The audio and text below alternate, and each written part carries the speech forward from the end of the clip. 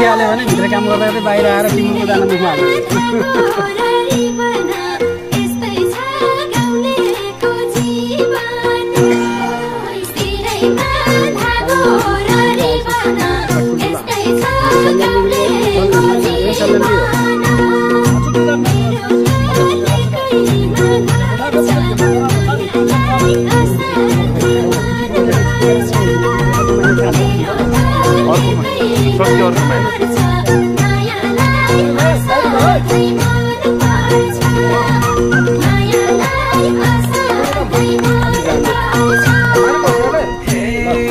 सानीको लुङ्गी र चोलीमा म